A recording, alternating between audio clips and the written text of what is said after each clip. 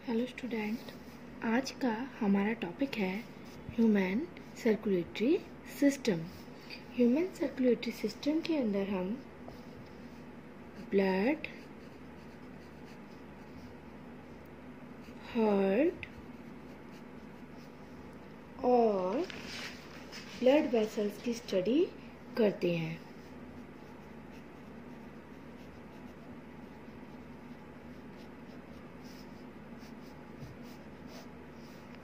Human circulatory system के अंदर हम ब्लड, हार्ट और ब्लड वेसल्स की स्टडी करते हैं। अब हम बात करते हैं ब्लड की। ब्लड जो कि एक फ्लूइड होता है और ये प्लाज्मा, WBC, RBC और प्लेटलेट से मिलकर बना होता है। तो ब्लड में क्या क्या चीज़ें प्रेजेंट होती हैं?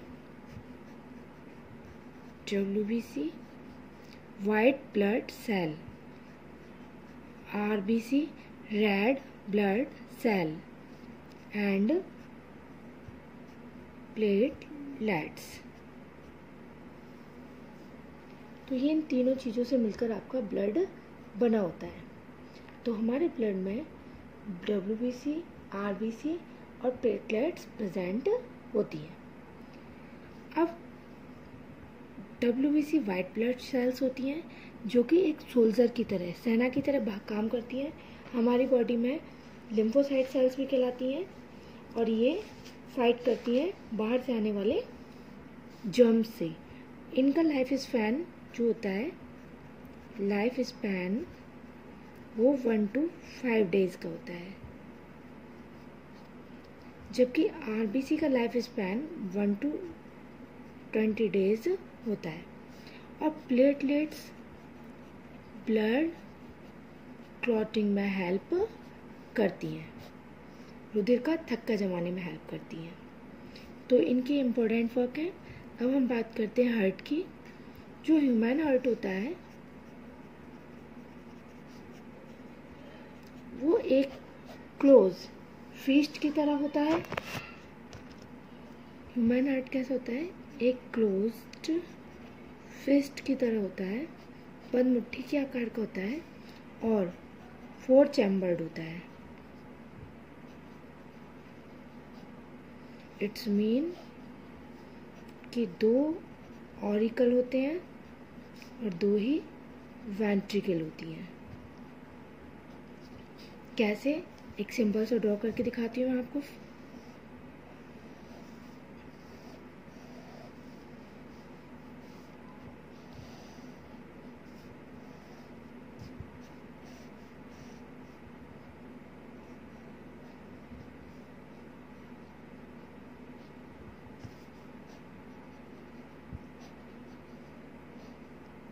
जो हार्ट है ह्यूमन बींग्स का वो 4 चैम्बर में डिवाइड होता है और जो ह्यूमन बींग्स होते हैं वो वार्म ब्लडेड होते हैं। कैसे होते हैं? Warm blooded. वार्म माने गर्म। अभी हमने बात किया कि जो ह्यूमन बींग्स का ह्यूमन सर्कुलेटरी सिस्टम है, इसमें हम WBC यानी कि ब्लड, हार्ट और ब्लड वेसल्स की बात करते हैं। ब्लड वेसल्स जो होती हैं इनमें हम एक बात और देख लेते हैं कि ये भी 3 तरह की होती हैं। एक होती हैं आर्टरीज, एक होती हैं वेन्स और एक होती हैं कैपिलरीज। जो आर्टरीज होती हैं ये प्योर ब्लड को कैरी करती हैं, प्योर ब्लड को। जो वेन्स होती हैं ये डीऑक्सीजनेटेड ब्लड को कैरी करती हैं और जो कैपिलरीज होती हैं ये जंक्शंस पर प्रेजेंट होती हैं आर्टरी और वेन्स के। पूरे बॉडी में कैपिलरीज फैली रहती हैं, आर्टरी वेन्स इन्हीं से होकर गुजरती हैं, इन्हीं में आके मिक्स हो जाती हैं। तो अब हम बात करते हैं हार्ट की। तो ह्यूमन्स का हार्ट 4 चैम्बर होता है, 1 2 3 4। It is a right auricle, it is a left auricle, it is a right ventricle, it is a left ventricle. दोनों ऑरिकल के बीच में जो ये सेप्टम है, इसको हम इंटरवेंट्रिकुलर ऑरिकुलर सेप्टम कहते हैं। इंटर ऑरिकुलर सेप्टम कहते हैं। और दोनों वेंट्रिकल के बीच में जो सेप्टम है, इसको हम इंटरवेंट्रिकुलर सेप्टम कहते हैं। ये वाल्व है, ये ट्राइकस्पिड वाल्व है, ये बाइकस्पिड वाल्व है। राइट ऑरिकल में हमेशा जो ब्लड आता है वो इम्प्योर होता है, यानी कि इम्प्योर ब्लड को रिसीव करता है। कहाँ से? From body. तो बॉडी से ब्लड गया कहाँ? राइट ऑरिकल में। बॉडी से ब्लड को लेके जाने वाली हमारे शरीर की इम्प्योर ब्लड को वेन्स कैरी करती हैं। तो सबसे बड़ी वेन जो है वो है वेना कावा।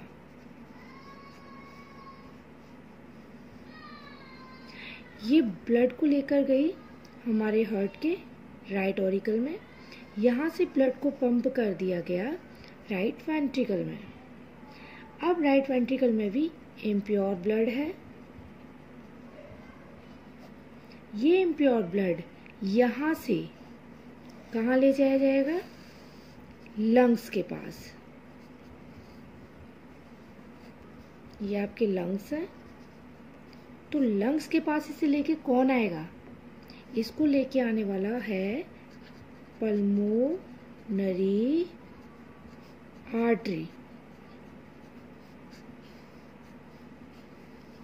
जो ब्लड को हार्ट से लंग्स तक लेकर जा रही है। ये एक ऐसी आर्टरी है जो इम्प्योर ब्लड को कैरी करती है, अदरवाइज सारी आर्टरी प्योर ब्लड कैरी करती है। अब हम बात करते हैं कि ब्लड यहाँ आ गया और यहाँ ब्लड आकर प्योर हो गया। अब ब्लड लंग से हार्ट के लेफ्ट ऑरिकल में जाएगा, लेकिन इसे लेफ्ट ऑरिकल में लेके कौन जाएगा? इसे लेके जाने वाली है पल्मोनरी वेन। पल्मोनरी वेन एक ऐसी वेन है जो प्योर ब्लड को कैरी करती है, अदरवाइज जितनी भी हमारी बॉडी के अंदर वेन्स होती हैं वो सभी इम्प्योर ब्लड को कैरी करती हैं, जबकि पल्मोनरी वेन लंग्स से ब्लड को रिसीव करके हार्ट के लेफ्ट ऑरिकल में लाती है। अब यहाँ से ब्लड पंप कर दिया जाता है लेफ्ट वेंट्रिकल में। जब ब्लड लेफ्ट वेंट्रिकल में पहुँचता है तो ये भी प्योर होता है और यहाँ से सिस्टमैटिक एओर्टा, कौन? सिस्टमैटिक एओर्टा,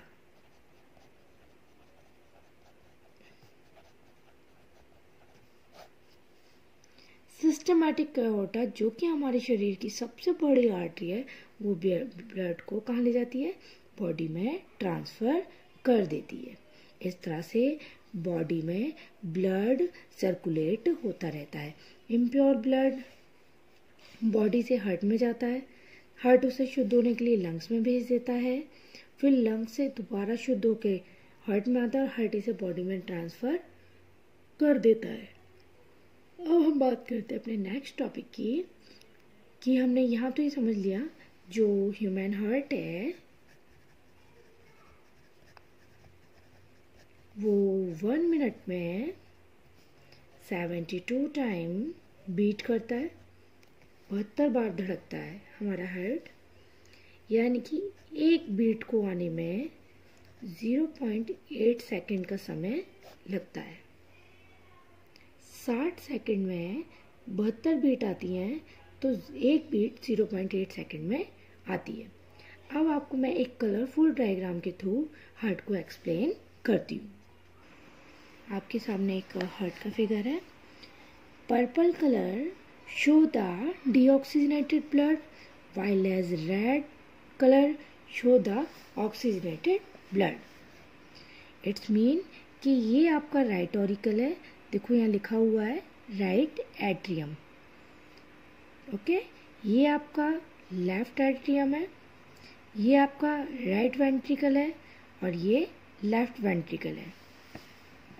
इसके बाद ये आपके ट्राइकस्पिड बाल हैं। जब ब्लड यहाँ से यहाँ फ्लो करता है तो ये बाल खुल जाते हैं और फिर बंद हो जाते हैं, अदरवाइज ब्लड बैकवर्ड फ्लो कर जाता। ये बाल बंद हो जाते हैं जिस कारण ब्लड वापस नहीं जा सकता। बाइकस्पिड बाल में भी यही होता है, ब्लड यहाँ से यहाँ मूव करता है। अब आप देख रहे हैं कि यहाँ ब्लड आया, इम्प्योर ब्लड आया और ये इस तरह से घूमते हुए देखो पल्मोनरी आर्टरी के थ्रू कहाँ चला गया, लंग्स में। ओके, और ये ब्लड किसके थ्रू आया था, वेना कावा के थ्रू आया था, बॉडी से ये आ रहा। अब ये वाला पोर्शन देखते हैं हम। पल्मोनरी वेन्स ब्लड को लंग्स से लेकर आ रही है, लंग्स फिर ये सिस्टमैटिक एओर्टा है जो ब्लड को बॉडी में लेकर जा रही है। इस तरह से हमारा ब्लड सर्कुलेट करता रहता है। तो इज अ सिंपल वे कि हमारा ब्लड एक बीट के अंदर हमारा 70 ml ब्लड पंप किया जाता है। तो लगभग 1 मिनट के अंदर 5000 ml ब्लड बॉडी के अंदर ट्रांसपोर्ट किया जाता है। इस तरह से इसी को हम सर्कुलेटरी सिस्टम कहते हैं। ब्लड के बहुत सारे फंक्शंस हैं। ब्लड हमारी बॉडी के अंदर फूड को, मटेरियल्स को ट्रांसपोर्ट करने में हेल्प करता है और न्यूट्रिएंट्स को ट्रांसपोर्ट करता है, रेस्पिरेटरी गैसेस को ट्रांसपोर्ट करता है, मेटाबॉलिक वेस्ट को ट्रांसपोर्ट करता है, हार्मोन को ट्रांसपोर्ट करता है और डिसीज़ के अगेंस्ट प्रोटेक्शन में हेल्प करता है। तो हमारा ह्यूमन सर्कुलेटरी सिस्टम आपको क्लियर होगा। आई होप कि आप इस वीडियो से अपने सारे क्वेश्चंस के आंसर सॉल्व कर देंगे। Okay, thank you students.